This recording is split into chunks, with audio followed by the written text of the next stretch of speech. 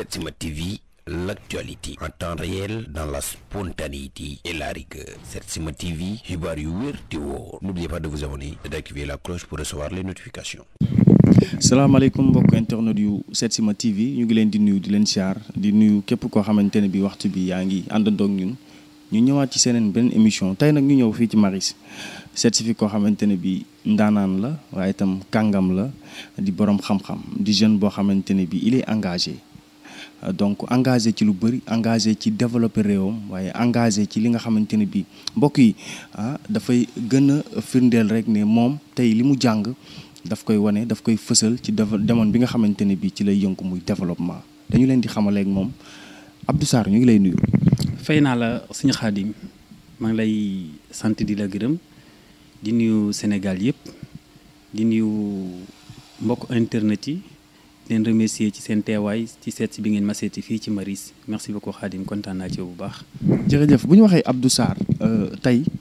Sénégalais yi bëgg xam Abdou Sarr kan mooy Abdou Sarr. waaw Abdou Sarr de xam ko jafe na jafewul mais ci tënk daal benn jeune la boo xam ne mu ngi juddu dëkk bi ñuy wax Tambacounda département Tambacounda commune de Niani Tukulóor village bi ñuy wax Diamaguène Sine fa laa juddoo fa laa màggee defee fa sama étude primaire ba affaire mee fa entrée en sixième jàll Koumpentoum amee fa BFM ci laa dem nag ak bac en 2013 ci laa dem université Assane Seck de Ziguinchor. Fala amee licence en droit des affaires en 2017 et 2019 bi ma am sama maîtrise en droit économique spécialité droit économique en droit des affaires spécialité droit économique donc ci gàttal daal kii mooy Abdou Sarr en fait. d'accord Abdou Sarr donc étudiant la boo xamante ne bii ndaw la loo xamante ne bii mi ngi yëngu ci développement Abdou Sarr mi ñuy wax mooy coordonnateur national li nga xamante ne bii mooy UJAD Abdou Sarr la mooy UJAD. ok sëñ Xaadim jërëjëf UJAD mooy union des jeunes avisés pour le développement boo déggee nag tur bi nag firndeel na lépp union des jeunes avisés pour le développement mouvement la bi nga xam ne benn kuréel la bi nga xam ne maa ngi ci doon xalaat depuis 2017 bi may def licence laa ci doon xalaat parce que gis ne sama dëkk jox na ma lépp gis ne développement boo koy wax jeunesse moo tax ñuy wax ma ciy xalaat di ci bind ba yàlla def 2019 la document yëpp pare togg bi yëpp ñor ci laa ko yëkkal jeunesse sénégalaise ne leen kaay la ñu jàpp parce que développement ñun la ñun ñoo ko war a initier ñun ñoo ko war a jàpp ñun ñoo war a liggéey suñu dëkk ci lañ fondé mouvement boobu mouvement UJAD alors siège social am nekk Diamaguène Sine ci gàttal daal pour man pour le moment loolu mooy UJAD di gën a UJAD loolu. d'accord UJAD da nga toog xalaat ko ci li nga xamante ne bi moom nga jàng aussi muy droit économique alors depuis aussi nga créé ko lan nga xalaat ne. déjà fa nga jëm ak UJAD. waaw bu ñu koy créer li ma la wax rek moom moo ci nekk amoon ambition en fait yaatal ko ci dëkk bi yëpp ba tax na gis nga mouvement bi amagul une année parce que je me rappelle le 13 août mardi 13 août 2019 lañ teg premier bureau dans la commune de Niani Tukulóor notamment dans mon village Diamaguène Sine bu ñu tegee bureau boobu ñu étal ko parce que mouvement national la ñu ne dañ koy yaatal te fas nañ ko yéene installé ci commune Sénégal yëpp. tey yaakaar naa su ma juumulee ñu ngi toll ci 38 communes toutes les grandes villes du Sénégal mouvement baa ngi foofu Guédiawaye la fois dernière rek am nañ fa un représentant donc fii ba Ziguinchor ba Saint-Louis Louga et ville religieuse yi Tivaouane Touba mouvement baa ngi foofu université publique du Sénégal yëpp mouvement baa ngi foofu donc tey suñu ambition fépp jeunesse Sénégal nekk dinañ fa egg jox la loxo ne la jógal nga liggéeyal sa askan loolu mooy suñu ambition loolu mooy suñu objectif loolu lañ bëgg te incha allah d'ici 2021 d'ici 2022 dinañ ko étaler dans toutes les communes du Sénégal dinañ ko fa installer pour liggéey suñu askan. mouvement la boo xamante ne bii da ngeen di yëngu ci politique wala ci développement rek moo leen tax a jóg. non mouvement bi du yëngu ci politique c'est un mouvement apolitique politique taxu koo jóg développement jóg liggéey sa ko xam-xam moo ko tax a jóg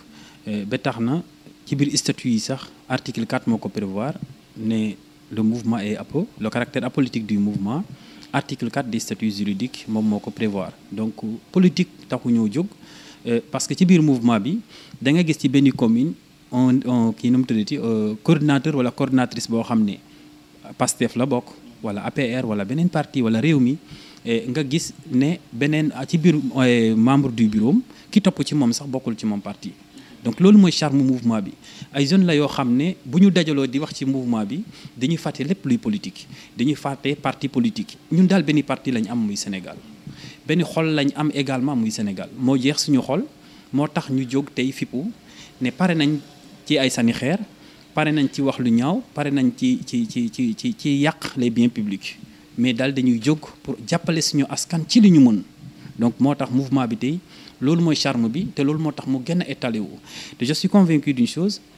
commune boo ko installé wala boog zone bu ko dégg non seulement da koy rafetlu mais da koy bëgg ba mu jeex ci xolam ba dootul am jot sax critiquer wala dootul am jotu xas kenn wala dootul am jotu tàllal loxum kenn parce que day gëm rek ne liggéey moom moo mën a jëmal réew mi kanam te ci loolu lañ nekk.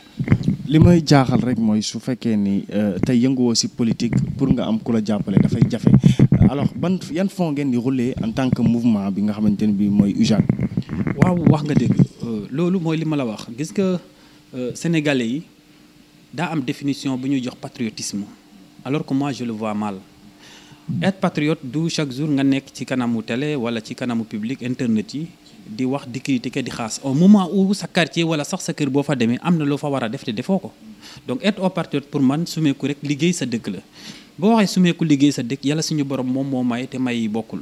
yow tey mën na la may nga bari xaalis lool ba lépp loo bëgg a def nga def ko mu may man ma am xam-xam mu may kii mu am doole mais ku nekk la yàlla may ngelawaay jàpp ci pour nga jàppale jaam yi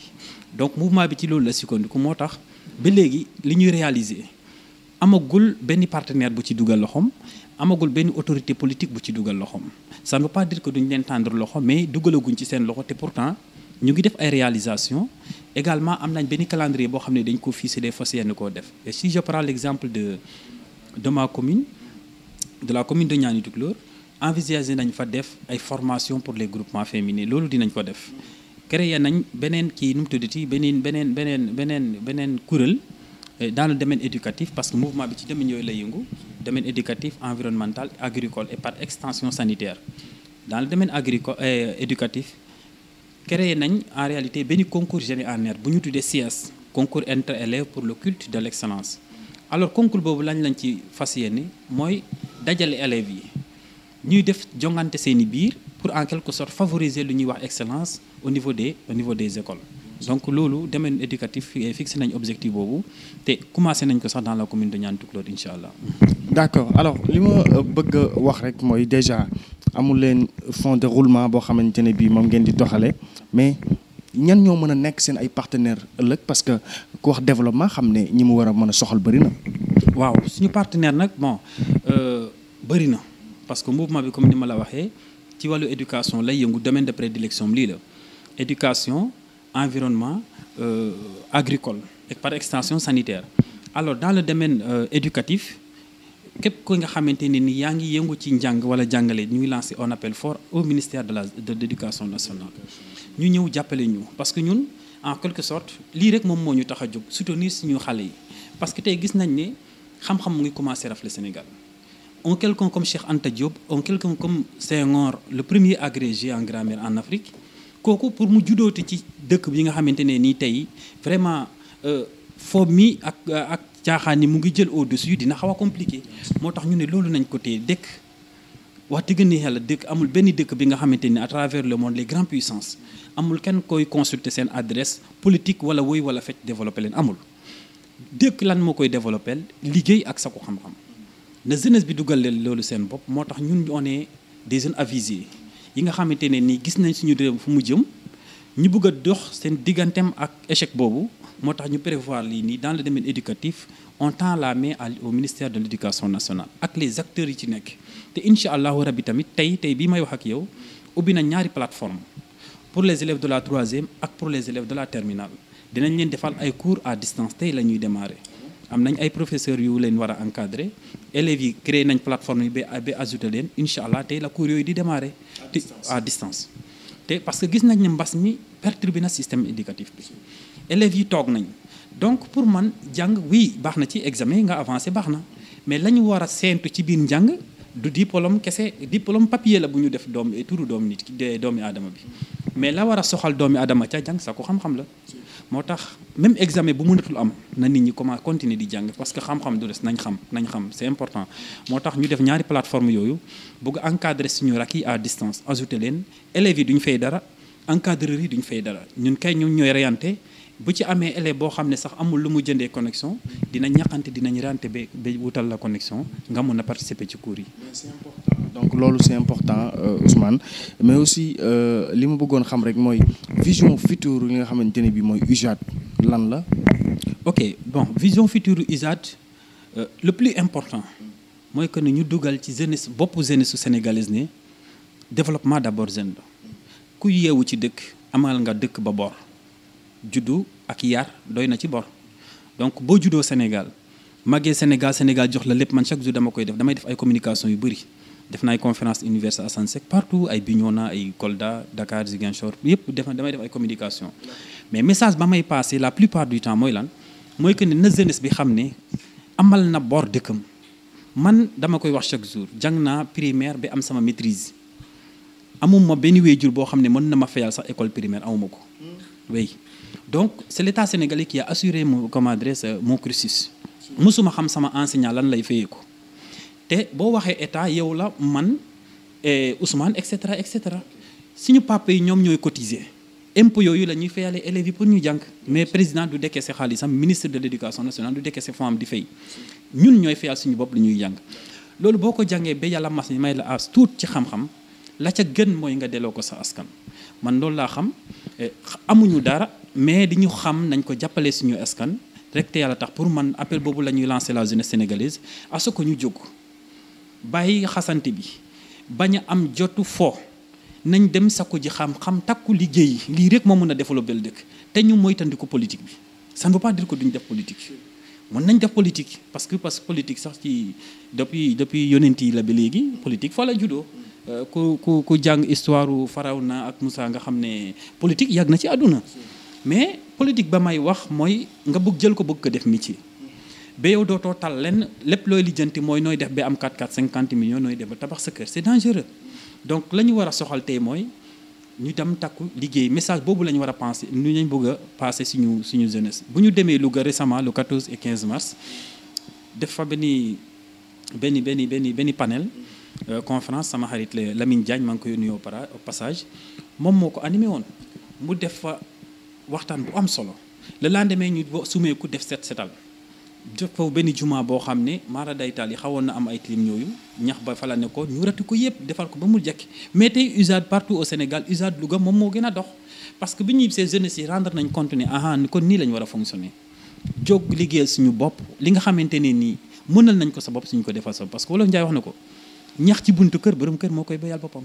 donc nag ku nekk xam loolu xam ne la dette est partagée bu ñu xaar kenn ci leen nañ jóg ku ñu fekk ci waar bi jàppale ñu ku ñu fa fekkul tam ñu nekk ca loolu lañ gëm. loolu c'est le message de la jeunesse. voilà c'est le message de la jeunesse sénégalaise te fépp fu ñu monti dem c'est le message que porte le mouvement. mouvement bi du pour liggéey kese mais on doit conscientiser. le développement est avant tout une affaire de conscience. Joseph Kizzer boo waxoon na ko on ne développe pas mais on se développe. voilà on ne développe pas on se développe développement c'est une affaire personnelle yow yaay xool ba xam ne man nii laa war a dem déparé d'un point A un point B et cetera un point C c'est un processus mais li Sénégalais yi di xaar mooy ñu jékki-jékki di daw ci ay tali di daw ci ay métro di wàcc ci ay jet privé et cetera non le développement ne se passe pas comme ça nañ changer mentalité yi d'abord jeunesse yi gëm ne liggéey mooy avancer le doomu aadama xam-xam ku nekk da nga ko war a sakku yonent yi fi jaar Seydina Muhammad sallallahu alayhi wa sallam sax wax na ko Serigne Touba Khadim Rasoul wax na ko El Hadj Malick Sy wax na ko ñi fi jaar koo ci liir nga gis ne la ñu mettre en exergue du alalu àdduna de xam-xam mooy moom la ñu war a mettre en exergue moo tax chaque jour ma ciy conscientiser di ci wax di ci bind à chaque fois xam-xam valeur am dafa jéggi dayoo. alors tey bu ñu nekkee ci jamono boo xamante ne bi aussi yéen UJAD Union des jeunes avertis ñu nekk ci période boo xamante ne bi nag vraiment réseaux sociaux ku ne xam ne dafa dominer jeunesse bi et puis parfois ñuy am ay mbir yu bëri yoo xamante ne bi dafay xew ci jeunesse bi nga xamante ne bi WhatsApp ak yeneen yi daf leen di yàqal ba jeunesse bi sax tendance dañuy am tendance u nekk ci yeneen yu dul naka su dul noonu mbaa roy tubaab bi alors UJAD itam yooyu est-ce que jël na ci ay matukaay parce que yéeg dégg nañ fi yu bëri yoo xamante ne bi ñaari day xew yenn scandale yi nga xamante ne bi day xew et puis réseaux sociaux yi moo koy gën a motiver ak yenn yàqute yi nga xamante ne bi jeunesse baa ngi koy dund alors est-ce que UJAD moom taxaw na ci loolu temm hormis éducation bi muy def. waaw ñun wax naa ko léegi sensibilisation mooy suñu point fort dañuy sensibiliser UJAD bu UCAD Université Cheikh Anta Diop de Dakar créé woon nañ amoon nañ fa le 18 avril lañ fa waroon def une journée de réflexion man mii maa ko waroon animé le thème porté sur le rôle de l'étudiant dans la valorisation et la protection des œuvres universitaires cas spécifique de l'Université Cheikh Anta Diop de Dakar. Donc étudiant ban rôle la war a jouer ci la protection et la valorisation des œuvres universitaires de Dakar parce que le directeur du COUD du fa lekk du fa tëdd du fa naan donc bu ko defaree na xam ñi xam ne ñun ñoo ko moom ñu protéger ko ñu valoriser ko. Par rapport ak internet également message bi ñuy passer chaque jour c'est ça na nit ñi xamaat seen bopp defaat un recours ci suñuy valeur gën a xamaat ñun ñooy ñan chaque jour dama koy wax internet dafa xaw a teel ci sénégalais je m'excuse du terme mais dafa xaw a teel ci ñun daa am lu war a jiitu benn xam-xam bu war a lalu d'abord ba bu ñëwee mu am fondement lu ko dëkk day mel ni ndox xam ni ñu koy utiliser ak lan moo la cay xaar parce que image yi nii je suis convaincu sama setaati set dinañ ko seetaan donc su ma paree balaa ma ciy dem naa pare ci côté yëpp ngir suba sama doom bu ñëwee seetaan ko xam ne kat sama papi bii wax dëgg neexee lu mu doon wax du yàq waxul pour yàq doomi aadama loolu tam nañ mooy tandiku ëpp na tey dinaa wax nit jaar fii bëgg Abdou am na loo xam ne xamal naa ko sama bopp boo ma joxoon 1 milliard fi ma nekk nii di wax ak yow du ma ko wax donc noonu laa war a suturaalee yow Xaadim ba lépp lu ma la xamal ma war a am xollu yërmande ak muñ toog bañ ko yéebaane ëpp na ci doomi aadama nga toog tiim caméra wax loo xam ne boo ko génnee dëkk bi ku xamoon Xaadim dina génn ci moom ëpp na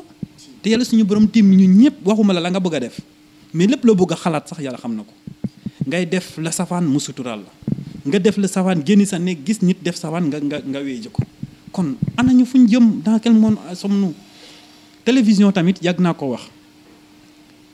yorul jëmu doomi aadama waaye kilifa la télévision yorul jëmu doomi aadama waaye kilifa la tax muy kilifa je prends l'exemple du Covid-19 et le président de la République son excellence Macky Sall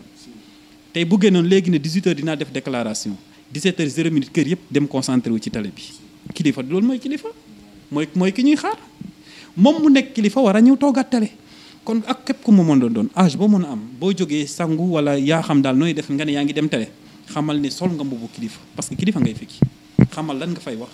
xamal lan nga fay def parce que ñëpp a lay déglu te ñëpp a la sopp bu fa def lu ñu lay xeebee bu la def lu ñu lay xeebee bu fa wax lañ lay yàqee parce que lépp loo fa mën a def am na ñoo xam ne dañ lay bëgg te dinañ ko toppaat moo tax Emmanuel Kant wax nañu ko agir de sorte que ton action puisse être érigée en morale universelle lépp looy def xamal na nga koy defee parce que dina am ku nekk sa wet dina la sopp te dina la bëgg ba tax na lépp loo def dina ko copier bu fekkee nag la safaan rek ngay def da nga yàq société bi kon nañ góorgóorluwaat ci média yi gën ci concentré wu surtout la jeunesse parce que li ci ëpp yëpp ay jeunes la di ngay dégg ñuy wax neen ci télé yeeg ci média yi la plupart du temps ak xaste ay saaga ñoom seen yooyu la plupart du temps ay jeunes la ñuy doon donc dara jaru ko fépp loo mën a fippu fii ci àdduna diw def na lu mu waru def nga fippu ba di koy saaga xamal ne kooku ngay saaga li yàlla bind yëpp yàlla moo ko waxal boppam li ma bind yëpp doomi adama laa gën a fonk fa ko teguma fa dara donc kon lépp looy dawa ci àdduna ngir yàlla yormaalal doomi aadama suturaalal doomi aadama loolu mooy tax nga mën a atteindre sa objectif. Le défi de la jeunesse face à l'avenir du Sénégal bien sûr donc lii mooy livre bi nga xam article bi nga xamante ne bi bind nga ko mu nekk loo xamante ne bi tam xam naa ni temps bi du ñu may ñu faram fàcc ko waaye lépp ay message la jëm ci jeunesse bi li may laaj rek mooy tey naka la ñuy fexe en tout cas ba intégrer li nga xamante ne bi mooy UJAD ku ci bëgg a dugg nan ngay def. waaw UJAD ku ci bëgg a dugg mën nga ma woo man coordinateur national du mouvement ci le 77 219 14 37 ou bien le 78 535 26 82 lii sama numéro la numéro waa mouvement UJAD la man Abdou Sarr coordinateur national ku ci bëgg a dugg ak commune boo mën a doon bu fekkee ne commune yu ñu ko installé gul la boo ñu woowee mën nañ la gunge ba nga installé ko sa commune bu fekkee ne sa commune am na ko mën nañ la mettre en rapport avec le coordinateur ou la coordinatrice afin que yow nga intégrer ko sa biir commune. important donc fépp foo mën di nekk ci Sénégal nga bëgg a créer donc affaire bi ci sa commune nga bëgg a créer mouvement bi ci sa commune da ngay contacter Abdou Sarr wala bu fekkee sa commune am na ko aussi de toute façon nga dem rallier wu ci coordinateur bi mais il faut nga bamtuwaat numéro bi parce que c'est important. oui numéro bi bon man sama numéro la. samay deux numéro personnel la 78 535 26 82 mooy sama numéro WhatsApp beneen bi 77 219 14 37 boo ma ci woo yàlla def na parce que itam dinaa ci leeral coordonnateur yëpp man maa leen di fal man maay père fondateur mouvement bi man maay coordonnateur national bi amul benn autorité homme politique bu nekk gannaaw mouvement bi na jeunesse sénégalais yëpp bàyyi ci xel mouvement bi ñun ñoo ko man maa ko xalaat man maa ko bind du début à la fin ñu ñëwaat ñu samp ko ay jeunes jàpp ci di ci liggéey képp ku bu ci bëgg a intégré mën nga ma woo ci numéro boobu man maay nommer les coordinateurs ne sont pas élus ils sont nommés parce que dëkk boo dem par exemple tey bu ñu waree kii la commune de Maristes bu ñu fi mënee dugg mouvement bi faw ñu am porte fu ñu jaar donc le représentant ki nga xam ne moom moo dox def sensibilisation def massification bi dëkk bi yëpp xam ne mouvement bi mu ngi fi kooku diwatuñu yoon ngay ñëw ci élection keneen ñëw jël place am déjà comprendre na ko doo tax ci biir statut juridique yi prévoir nañ ne c'est le coordinateur national qui nomme les coordinateurs pour un mandat de 5 ans léegi yeneen tout le reste des membres du bureau sont élus par l'assemblée générale mais le coordinateur man maa lay nommer donc fépp pour jeune nekk et d'ailleurs le charme du mouvement encore une fois ay jeunes kese ñoom ñoo koy diriger surtout ay jeunes ay étudiants am na sax benn commune boo xam ne élève moom mooy coordinatrice bi voilà donc c'est ça le charme te ñoom ñoo ko téye malgré ay étudiants lañ di jël ci seen bourse di defaat ci seen askan di def ay programme foofu laa bëggoon a waxee parce que comme ñu ngi jël ci seen ay bourses alors naam mouvement bi c'est apolitique doxul ci daraay politique mais itam am na parfois ñi nga xamante ne bii comme ni nga ko waxee léegi ñoom dañu leen a dénk ci donc suñu réew muy ministres yi nga xamante ne bii yëf yi daf leen concerner directement alors ñoom itam est-ce que du doo lancer appel ngir ñu ñëw soutenir la mais ONG boo xamante ne bii aussi éducation daf ko soxal wala jeunesse daf ko soxal. waaw c'est vrai wax nga dëgg ministères yi ñu ngi lancé un appel fort envers surtout le ministère de la jeunesse ñoom ñooy suñu tutelle suñu ministère de tutelle ministère de la jeunesse donc formation professionnelle aussi. Voilà formation professionnelle effectivement donc ñooñu nañu jàppale nañu dugal loxo suñu ambition dafa yaatu trop pour le Sénégal te inch'Allah on s'est fixé un rendez-vous d'ici 2022 ñu installé ko partout au Sénégal d'ici 2022 ñëpp gis ay réalisations yi nga xam ne dalay wër ni lii jeunesse sénégalaise moom moo ko def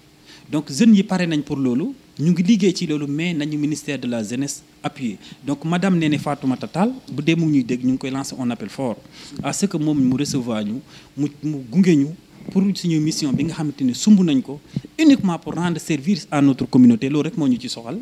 donc nañu ci gunge donc li ñu mën nag ñu ngi koy defal suñu bopp mais en fait am na foo xam ne ñun suñuy doole eggu fa moo tax ñuy tendre à la main au ministre de la jeunesse madame Néné Fatoumata Tall bu dee mu ñuy dégg nañu jàppa ci loolu encore le ministre de l'agriculture Moussa Baldé également ñu ngi koy lancer un appel fort ñoom ñëpp nañ ñëw jàppale ñu parce que yooyu yëpp ci biir la wax naa leen ne mouvement bi ci agriculture lay yëngu te pare nañ am nañ benn projet boo xam ne c'est pour les agriculteurs pare nañ pour defal leen ay formation je me rappelle très bien li ma ne xale village laa juddoo mais au temps de même Abdoulaye Wade loolu am na fa day doon am ay encadreurs ñoo xam ne dañuy encadrer les agriculteurs loolu waxuma amatul waaye gisatuma ko sama village amoon na benn encadreur d'ailleurs Sané la tuddoon boobu xale la mais dama doon omat ba mu yàgg mu ñëw sama mag bi taxawal fas bi alors muy nat diggante tracé yaatuwaay bi muy wax sama mag bi ne na booy bi daq fas bi mu gën a dox wala na wàññi ni muy dox dafa gaaw formation yooyu boo xam ne loolu c'est ça la connaissance xam-xam la ñu formé waat également agriculteurs yi à ce que bu ñu béyee ba pare am 100 000 francs 50 000 francs ñu xam nan lañ koy gérer parce que 1 million boo ko téye tamit te xamoo noo koy gérer dans 10 jours ça disparaît. ko aussi di nga ci woo Dame Diop le ministre de la formation professionnelle. Voilà très bien donc Dame Diop aussi maa ngi koy woo moom tamit mu jàppale ñu ci donc tout ça c'est prévu pare nañ bu def ko d'ailleurs la présidente chargée la présidente de la commission scientifique du mouvement c'est une kii nu mu tuddati maîtrisard la en agroforesterie lépp lu waru mbéy Tening Diouf la tudd lépp lu waru mbéy ak ñoom seen elle a sa maîtrise en ça moom moo pare pour defal formation ñi nga xamante mooy agriculteurs yi mais également à la transformation des produits locaux pour les femmes et comment est-ce que voilà les jus et autres comment est-ce qu'on le fait voilà donc c'est ça. D'accord UJAD finalement dina dem aussi ba jàppale sax ñi nga xamante ne bii ñooy jigéen ñi ñoo ngi ci terme en tout cas émission bi Abdou Sarr donc lan mooy nekk sa tàggatoo. waaw sama tàggatoo moom xëy na d'abord yan lay sant Khadim waa Setsima Net ci interview bi ngeen def nii ak man maa ngi leen di sant parce que c'est pas facile jël auto taxi tamit bay ñëw taal seen auto ba sama kër Setsima pour ñu waxtaan ci mouvement bi vraiment c'est un acte à saluer mais maa ngi leen ci sant bu baax di leen gërëm te di leen wax rek ne góorgóorlu leen fu waay nekk fu ne góorgóorlu xamatuma 98 la je ne sais pas mais bi Youssou Ndour doon wax dama bëgg ay like télévision boobu sénégalais dañu wax dañuy rêver et pourtant il est arrivé aujourd'hui am télévision bi nga xam ne c'est adduna bi yëpp a koy seetaan donc vous aussi am leen ambition boobu bu leen natt seen bopp ak internet natt leen seen bopp ak TV5 Monde am leen une vision bu yaatu man c'est comme ça que je fonctionne xawma lu ndaw mouvement bi ma koy bind j'étais un étudiant modeste boo xam ne sax bon avec une bourse bu misérable mais j'avais l'ambition de faire le tour du Sénégal avec le mouvement donc ayez cette ambition te inch'Allah jarul wax mais le mouvement va sortir du Sénégal ci kattanu yàlla suñu borom ak i dooleem ak i mbaaxam le mouvement va sortir du Sénégal ambition boobu lañ ci am loolu yëpp bind nañ ci ba pare xalaat nañ ci donc vous aussi ayez cette ambition là et ayez l'ambition d'aller très loin góorgóorlu leen maa ngi leen di sant di leen gërëm di gërëm encore une fois waa mouvement UJAD yëpp coordonnateurs yi coordonnatrices yi encadreurs yi nga xam ne war nañ encadrer élèves yi ak élèves yi nga xam ne nangu nañ participer ci cours yi maa ngi leen di gërëm di leen sant le mouvement est aujourd'hui partout au Sénégal tey man maa ko sos maay coordinateur national bi mais nekkatuma ci dara jeunes yi jël nañ ko sama loxo di ci liggéey di ci def li nga xamante ni man sax xalaatuma woon ne loolu war na mën a nekk wala seen xel wala seen xalaat egg na foofu noonu romb nañ ma ñoom ñoo ko tey di dox ak moom ma leen di sant bu baax a baax di leen gërëm di sant nag sama poulain sama secrétaire général national bi Mamadou Sène moom tamit sonn na trop waaw Mamadou Sène sama xarit la et puis maak moom fu ne fanaan nañ fi ngir mouvement bi lu ne nag def nañ ko def nañ ay sorties yoo xam ne retour bi sax passe problème la mais suñu dëkk jaral nañu ko te un jour yaakaar naa fi ñu koy waxee dina romb fii waaw. merci beaucoup jërëjëfati Ousmane donc kooku moo nekkoon Abdou Sarr en tout cas moom moo nekk coordonnateur union des jeunes avisés pour le développement du UJAD tey ñu ñëw fekk ko fi nga xamante ne bii mooy dëkkuwaayam di Maristes def ak moom interview di ko jaajëfal aussi di lancer waat un appel fort ci ñi nga xamante ne bii mooy autorités yi ñu ñëw jàpp ci mouvement bi parce que ay jeunes yoo xamante ne bii dañu conscient bëgg dimbali seen réew ñooñu dañ leen di teg loxo vraiment jàppale leen parce que bu jeunes yëpp meloon ni ñoom macha allah donc Sénégal développement bi nga xamante ne bii bëgg nañu ko dafay gaaw lool di jaajëfal bu baax nag Ousmane Norey ni mu nekkoon ci caméra bi